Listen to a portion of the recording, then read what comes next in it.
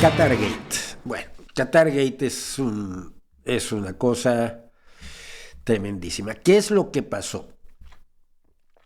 Pues que el viernes 9, después de nuestro streaming del día 8, los diarios belgas anunciaron los resultados de una investigación de 4 meses sobre la influencia de un estado del Golfo Pérsico, que nadie sabe cuál era, se llama Qatar, pero nadie sabía cuál era,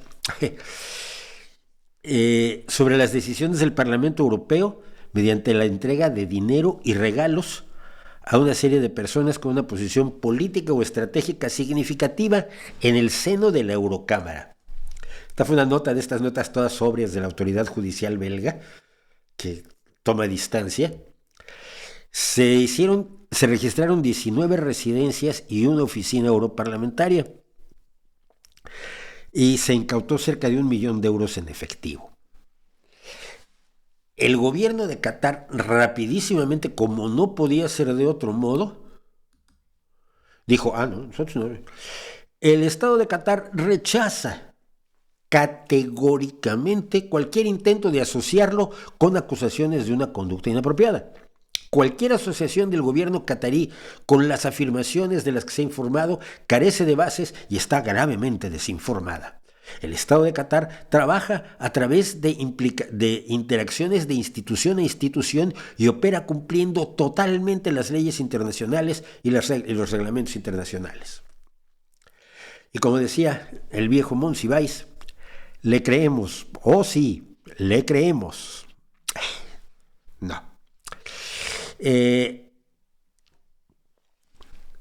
Por favor, el papá de la vicepresidenta del Europarlamento lo atraparon tratando de huir con 600,000 euros en una bolsa.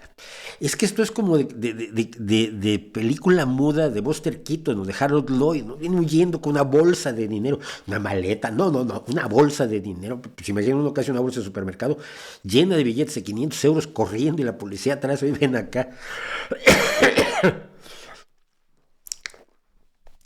De momento hay 6 personas señaladas, todas giran alrededor de un personaje que es Eva Kaili, vicepresidenta del Parlamento Europeo, que fue echada de su cargo inmediatamente el martes y que es del Partido Socialdemócrata griego. Su padre fue arrestado cuando trataba de huir del Hotel Sofitel de Place Jourdain en Bruselas con varios cientos de miles de euros. Estuvieron otros lugares vinculados a Pier Antonio Panzeri, un antiguo diputado, un antiguo miembro del Parlamento Europeo, donde encontraron una gran cantidad de dinero, y los investigadores también tomaron las oficinas de la ONG Lucha contra la Impunidad. Es que es una desvergüenza brutal. Una organización que se había establecido para promover la lucha en contra de la impunidad por graves violaciones a los derechos humanos, como las que comete Qatar todos los días, de los cuales era presidente el tal Pier Antonio Panzeri. Los arrestados son Eva Kaili, Antonio Panzeri, Francesco Ghiori, el esposo de Kaili y un asistente del europarlamentario italiano Andrea Cozzolino, Alexandros Kailis. Andrea Cozzolino. Alexandros Kailis, que es el padre de la vicepresidenta y antiguo político griego, Luca Vicentini, secretario general de la Confederación Internacional de Sindicatos. Es que es de vergüenza loca. Y un asistente, no se dio el nombre, de la europarlamentaria Alessandra Moretti. ¿Qué es lo que pasa? A ver, evidentemente es un escándalo horroroso. A mí no me preocupa especialmente que sean socialdemócratas, porque sé que militar en un partido socialdemócrata no es garantía de honestidad. Ni militar en ningún partido es garantía de honestidad. Hay partidos que son organizaciones criminales y que luego ya los tribunales declaran que estos partidos son una organización criminal, como el Partido Popular en España, Pero en general todos los partidos, el más bueno, el más noble, el que ustedes quieran, se pueden colar personas sin escrúpulos o se puede colar gente que tenía precio y no lo sabías hasta que les llegaron al precio. Aunque este personaje en concreto, Kaili, ya tenía una tensa relación con el Partido de los Socialistas Europeos y con el PASOK, que es su partido en Grecia. La llamaban muchos medios ya en Grecia antes una socialdemócrata de derechas.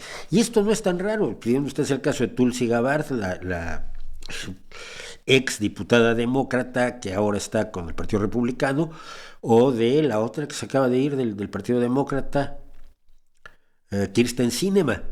Kirsten Sinema, que ha estado votando, que de hecho votó en contra del aumento al salario mínimo, haciendo un show en el Congreso de los Estados Unidos bastante vergonzoso, sobre todo para alguien que se supone que es demócrata, ¿no? Pero dice que en los últimos meses la relación de Kaili con el Partido Socialista Europeo se empezó a deteriorar después de que en septiembre rompió la línea de abstención que habían adoptado los socialdemócratas europeos respecto a la votación con la que se elegiría al próximo secretario de la Eurocámara. Incluso llegó a votar a favor de Alessandro Ciocchetti, eurodiputado del Partido Popular Europeo. Sí, era una socialdemócrata de pleno, Kaili.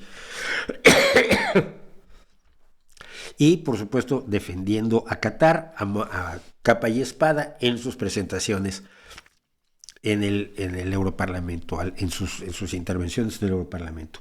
Es un escándalo gigantesco. Por un lado, es relativamente alentador pensar que se pueda encontrar estos casos, pero por otro lado es enormemente grave que los mecanismos de autocontrol del Europarlamento no hayan sido suficientes como para detectar este problema. Es de esperarse que se fortalezcan, porque hasta hoy, y esto es cierto, el Europarlamento estaba considerado como un mundo impermeable a este tipo de fenómenos. Inmediatamente después salió algún comentario de que Marruecos también reparte dinerillos por allí, y entonces se tienen que fortalecer los mecanismos de control. Pero el problema es, otra vez, el dinero es demasiado poderoso. Hay gente muy buena que a la vista de 100,000 euros dice, ¿qué quieres que haga? Y es de entenderse. Y no se puede negar solamente diciendo, es que es incorrecto que lo hagan. Ya, sí es incorrecto que lo hagan, pero pasa. Y por lo tanto debe haber mecanismos de control muy estrechos. Y mecanismos sobre todo que castiguen a quien comete el acto de corrupción y no solamente a quien es corrompido. Porque para que alguien acepte 100,000 euros, tiene que haber alguien que se los ofrezca.